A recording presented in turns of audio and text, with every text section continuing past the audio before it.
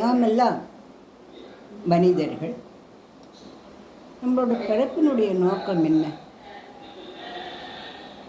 நமக்கு ஏன் கஷ்டங்கள்லாம் வரும்? இந்த கஷ்டமெல்லாம் நமக்கு என்னத்தை உணர்த்துறது? அப்போ வாழ்க்கையை சிறப்பாக வாழறதுக்கு வழிதான் என்ன அப்படின்னா கேட்க இல்லையா? கஷ்டங்கள் வர்றதுக்கு காரணம் என்ன தெரியுமா? நாம் பக்குவப்படணும் அப்படிங்கிறதுக்கோசரம் கஷ்டங்கள் வருது. பசியே தெரியாத ஒருத்தனால எப்படி அன்னதானம் பண்ண முடியும்? வலிக்கவே வலிக்காத, வலின்னா என்னதுன்னே தெரியாதவனால ஒருத்தர் வலியால் துடிச்சா எப்படி ஓடி போய் உதவ முடியும்?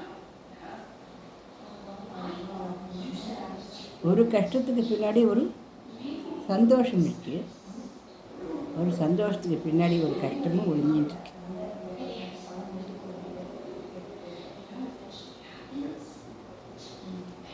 நம்ம ஒருத்தர் கண்ணை போய் அழாத அப்படின்னு துடைக்கணும் அப்படின்னா நம்ம எதுவான கிடைக்காத அழுது அரற்றி கஷ்டப்பட்டுருந்தா தானே அவளை போட்டு போய் துடைக்கணும்னு நமக்கு தோணும். அப்போ இதுக்குள்ளே மறைமுகமாக மறைஞ்சிட்டு இருக்கிறதெல்லாம் கஷ்டங்கள் தானே. அந்த கஷ்டங்கள் தானே நம்மளை பக்குவப்படுத்துறது. நம்மளை இறக்கு முன்னவளா, நம்மளை அன்பானவளா, நம்ம ஓடி போய் உதவுறவளா, எனக்கு இல்லாட்டில் நீ வாழ்ந்தா போகிறோம் அப்படின்னு அனுசரிச்சுன்னு போகிறவளா, எல்லாரும் நம்ம சகோதரர்களா, எல்லாரும் நம்ம மக்கள் தான் அப்படின்னு கூடி வாழ ஆவல் உள்ளவர்களாக எது நம்மளாக்குது? ஒன்று யோஜனை பண்ணி பார்த்தோம்னா கஷ்டங்கள் தான். கஷ்டமாக இருக்குன்ற வார்த்தையை நம்ம இனிமேல் சொல்லக்கூடாது. ஏன்னா சில கஷ்டங்கள் சில சந்தோஷங்களுக்கோசம் தான் வருது அப்படிங்கிறது தான் உண்மை. அதனால தான் அந்த காலத்தில் பெரியவாளால் ஒரு பொறுமையாயிரு, உன் கஷ்டங்களை நீங்கிடும், நாளைக்கே நல்லது கிடைக்கும் அப்படியே சொன்னாங்க. நல்லா உண்மையிலும் உள்ளது. ஒரு தலைவலினால ஹாஸ்பிட்டலுக்கு போடலாமா, ஆஸ்பத்திரிக்கு போகலாமா, தலைவலி மாத்திரை போடலாமா, இல்லை ஒரு காஃபியாக சூடாக குடிக்கலாமா, ஒரு கப் டீயாக சாப்பிடலாமா அப்படின்னு கவலைப்படுற ஒரு ஆண்மகனால தான் ஒவ்வொரு மாதமும் வயிற்று வலியினால் துடிக்கிற அந்த மாதவிடாயம் போட்டு துடிக்கிற தன் பெண் பிள்ளைகளை பற்றிய கஷ்டம் என்னன்னு தெரியும். ஒரு தலைவலிக்கே நம்ம அப்படி கஷ்டப்படுறோமே, ஒவ்வொரு மாதமும் 3 நாட்கள் இந்த கஷ்டத்தை அனுபவிக்கிறாளே அப்படின்னு தெரிஞ்ச ஒரு தலைவனோ, ஒரு அண்ணனோ, ஒரு தம்பியோ தன் உடன்பிறப்புகளை, தன் மனைவியை எப்படி வச்சுப்பான்? நிச்சயமாக அன்பாக பாசமாக தான் நேசிச்சு தான் வச்சுப்பான். அப்போ அவனுக்கு அந்த கஷ்டங்கள் தெரிஞ்சால் தானே அவன் அந்த மாதிரி அனுசரணையாக இருக்க முடியும். அப்போ அந்த தலைவலிங்கிறது அவனுக்கு கஷ்டம்தான். அது என்ன அவன் கற்றுக்கிறது என்ன? குடும்ப ஒற்றுமை. யோஜனை பண்ணி பார்க்கறதுக்கு தெரியுது இல்லை? ஆக வலி வேதனைகள்லாம் கூட நம்ம பிரத்தியாருக்கு உதவுறதுக்கு நாம் கற்றுக்கிற பாடங்கள் தான். வாழ்க்கை என்னும் ஓடம் வழங்குகின்ற பாடம் அப்படின்னு சொன்ன இல்லையா ஓவியார்?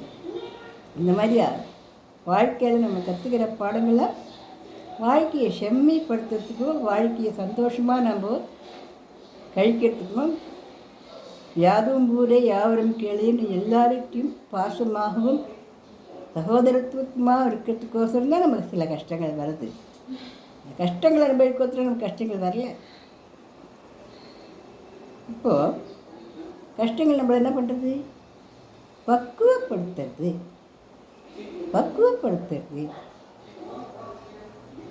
அம்மா ஊசி போட்டுண்டா ஜுரம் தான் வரும், ஆனால் அம்மையே வராது இல்லையா? அந்த மாதிரி தடுப்பாக சில பெரிய கஷ்டங்கள் வரத்துக்கு பதிலாக சில குட்டி கஷ்டங்கள் வந்து நம்மளுக்கு சில பாடங்களை நமக்கு கற்பிக்கிறது. அவ்வளோவே வெளியே கஷ்டங்களை பார்த்து கஷ்டப்பட வேண்டியதெல்லாம் இல்லை. அந்த கஷ்டங்கள் நமக்கு என்னென்ன கொடுக்குறது தெரியுமா? இரக்கம், அன்பு, பாசம், பிணைப்பு, ஓடி போய் உதவுற குணம், கடவுள்கிட்ட வாழ்க்கைன்னு பிரார்த்தனை பண்ணுற குணம். நான் இவ்வளோ நாள் தவம் இருக்கேன், நான் இவ்வளோ நாள் விரதம் இருக்கேன், எப்படியாவது அப்படின்னு நம்ம கெஞ்சோம் இல்லையா காடுகிட்ட. உண்மையான பக்தி ஒரு சிறிய அன்புலேருந்து ஆரம்பித்து கடவுளுடைய ஆன்மீக பக்தி வரைக்கும் நம்மளை இழுத்துன்னு போகிறது எது? உண்மையில பார்க்க போனால் நம்ம அடையக்கூடிய குட்டி குட்டி கஷ்டங்கள் தான். கஷ்டமாக இருக்குன்னு சொல்ல முடியுமா? வாழ்க்கை கஷ்டம் இல்லாமல் இருக்குமா? மேடு பள்ளங்கள் நிறைஞ்சது தான் வாழ்க்கை. நேடாவே இருக்காது, பள்ளமாகவே இருக்காது. மேடும் இருக்கும், பள்ளமும் இருக்கும். அதுதான் வாழ்க்கை. இதுதானே வாழணும். எல்லாருக்குமே அப்படிதான். நம்மளோட வாழ்க்கை நம்ம சிறப்பாக வாழணும் அப்படின்னாக்கா நமக்கு வேண்டியது என்னது? நல்ல மனசு தானே. நல்ல மனசு இருக்கிற வாழ்க்கை நல்ல வாழ்க்கை தான். ஆள் முழுக்க நல்ல மனசுள்ள வாழ்க்கை நல்ல வாழ்க்கை தான். அதில் எந்த சந்தேகமே வர கிடையாது. நம்ம நல்ல மனசோடு இருந்தோம்னா நிச்சயமாக நமக்கு நல்ல வாழ்க்கை தான். அந்த நல்ல மனசு எது கொடுக்கும்? நம்ம பக்குவப்படுத்துறது சில கஷ்டங்கள் வந்து தான் அந்த நல்ல மனசு நமக்கு வரும். அந்த நல்ல மனசு வந்த உடனே நமக்கு என்ன நல்லா நம்மளை விட்டு போகும்? பொறாமை இருக்காது, பொச்சரிப்பு இருக்காது. அவள் வாழறானே இவன் வாழறானே, அவள் கற்றுட்டே இவளை கற்றுட்டே எனக்கு கிடைக்கலையே, கம்பேரிஷன் வராது இல்லையா? வருமா? ஐயா பாவம், எல்லோரும் நல்லா இருக்கட்டும், பகவானே எல்லோரும் நல்லா இருக்கட்டும், லோகா சமஸ்தா சுக்கினோப வந்து எல்லோரும் நல்லா இருக்கட்டும், எல்லோரும் நல்லா இருக்கட்டும், எல்லோரும் என் மனுஷா எல்லோரும் நல்லா இருக்கட்டும். அந்த பரந்த மனப்பான்மையும் அந்த பரந்த நோக்கத்தையும் அந்த சகோதரத்துவத்தையும் இந்த நேசத்தையும் இந்த பாசத்தையும் அந்த பிணைப்புகளையும் நமக்கு எது கொடுக்குறது? ஒரு சில கஷ்டங்களும் கொடுக்குறது. கஷ்டங்கள் நமக்கு பாடம் சொல்லித்தருது. இந்த நல்ல மனம் அப்படிங்கிறதா வாழ்க்கையில் உன்னதமான முதல் படிக்கட்டே இருந்தது. இந்த நல்ல மனம் நமக்கு அமைஞ்சிடுத்து அப்படின்னா வாழ்க்கையில் நம்ம முதல் படிக்கட்டு ஏறியாச்சு. அதுக்கு அடுத்தபடியாக நமக்கு தேவையானது நல்ல உணவு. என்ன உணவுக்கு குணத்துக்கு சம்பந்தம் இருக்கா அப்படின்னு கேட்குறீங்களா? கண்டிப்பாக இருக்கு, கண்டிப்பாக. ரொம்ப உப்பும் புளிப்பும் காரமும் எண்ணெயும் பொரிச்சதும் மைதாவும் நாக்குக்கு ருச்சியாக இருக்குன்னு சாப்பிட்டோம்னால் நமக்கு என்னென்னலாம் வரும் தெரியுமா? கோபம், ஆத்திரம், ஆக்ரோஷம், காமத்தி, வெறி. ஒரே ஒரு நாளைக்கு ஆசைக்கு நாக்கு ஆசைக்கு சாப்பிட்டா அதெல்லாம் வந்துடாது.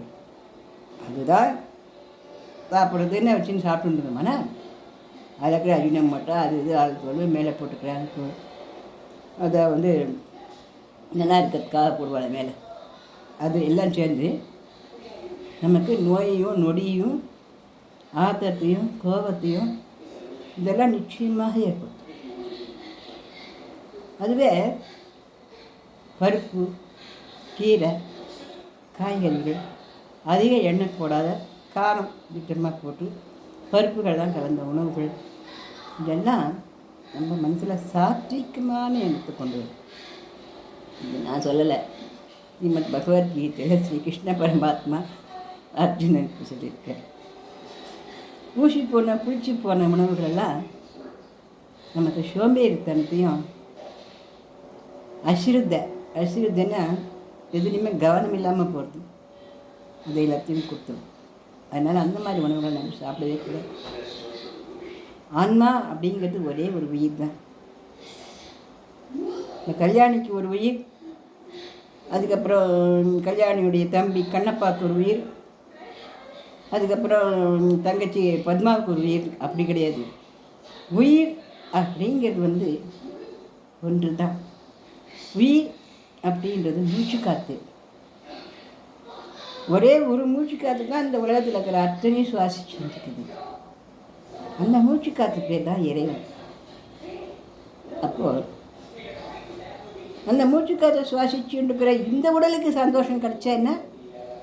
அந்த மூச்சுக்காற்றை சுவாசிச்சுட்டு இருக்கிற இன்னொரு உடல் உடையவாளுக்கு ஒரு நல்லது கிடைச்சா என்ன? இதில் பொறாமப்படுறதுக்கு என்ன இருக்குது? கோச்சிக்கிறதுக்கு என்ன இருக்குது?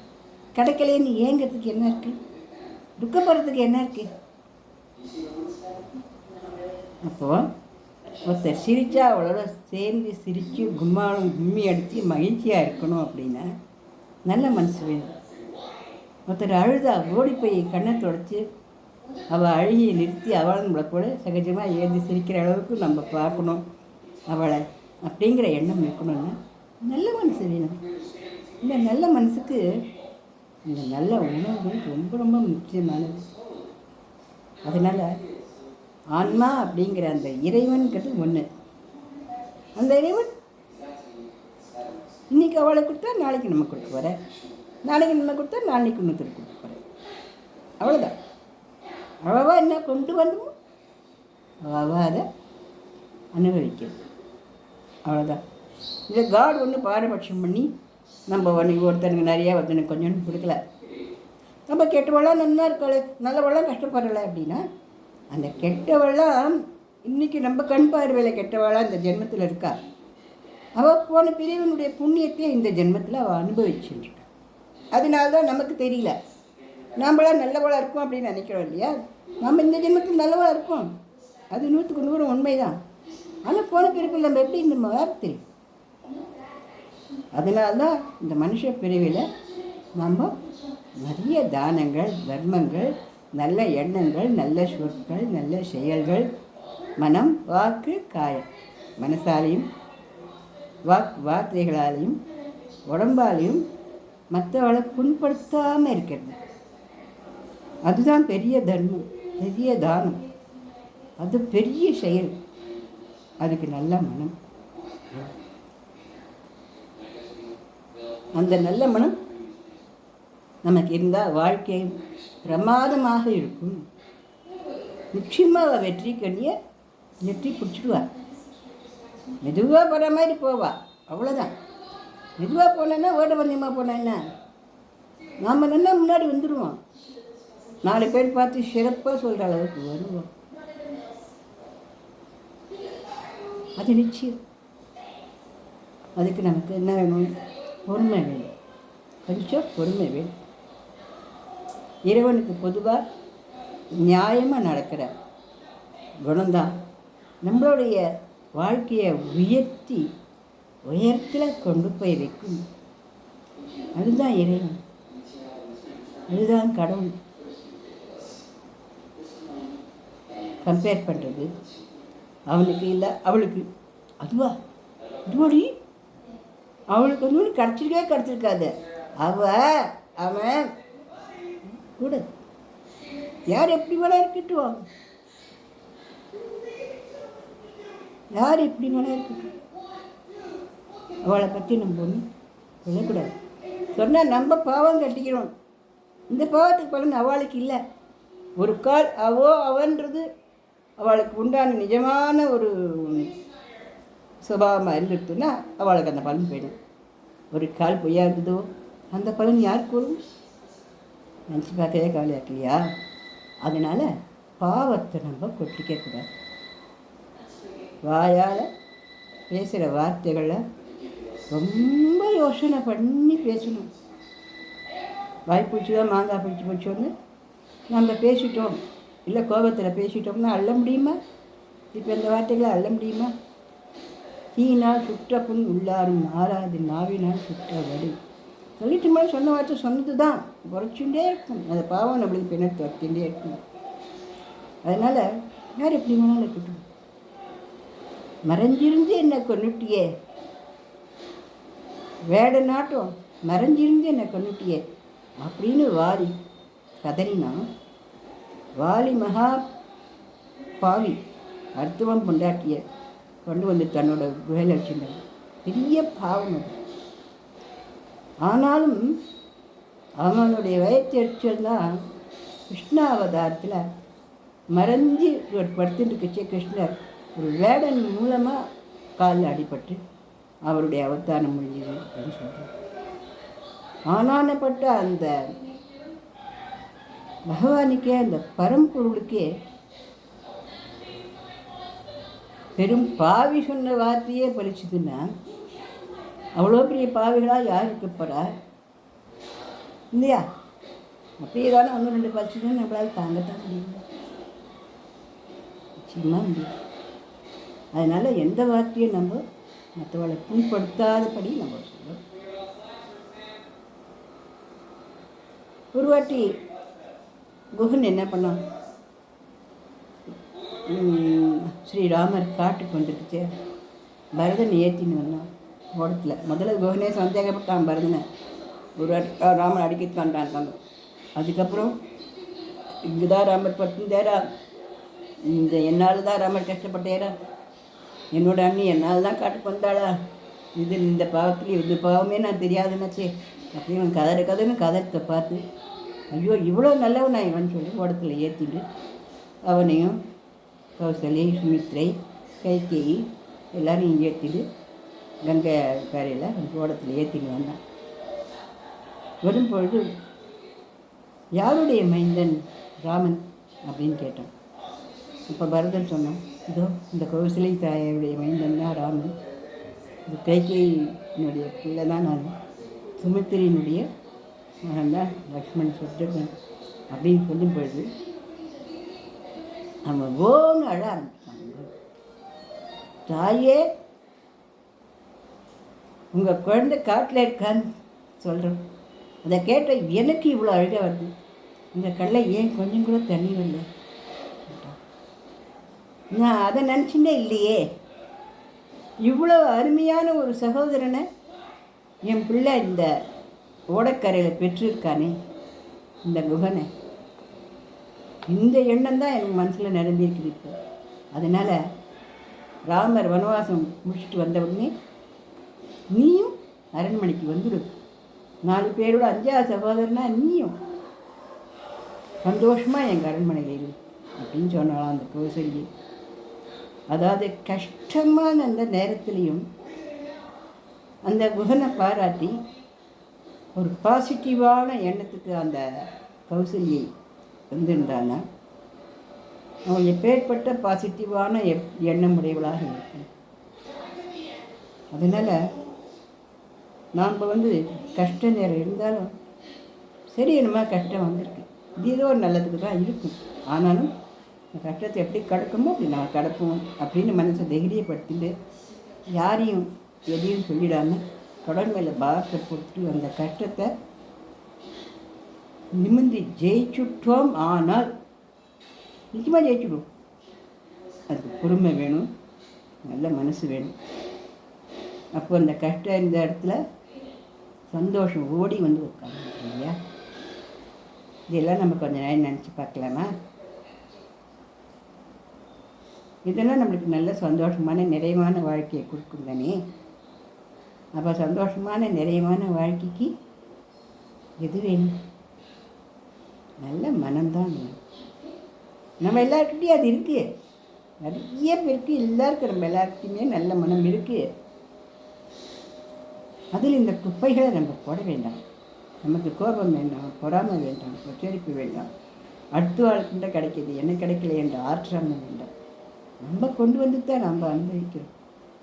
யார் எப்படின்னா போகட்டும், நம்மளுடைய செயல்களில் நம்மளுடைய கடமைகளை நம்ம செஞ்சுட்டு நம்மளுடைய வெற்றி மேலே நம்மளுடைய மனதை செலுத்திட்டு பகவானை பரிபூர்ணமாக நம்பிட்டு இருந்தோம்னா நிச்சயமாக வெற்றி கொடி கட்டிடலாம். என்ன சகோதர சகோதரிகளை, என்னோட இந்த பதிவு பேச்சு உங்களுக்கு பிடிச்சிருந்ததுன்னா லைக் பண்ணுங்கள், ஷேர் பண்ணுங்கள், சப்ஸ்கிரைப் பண்ணுங்கள். நன்றி, வணக்கம்.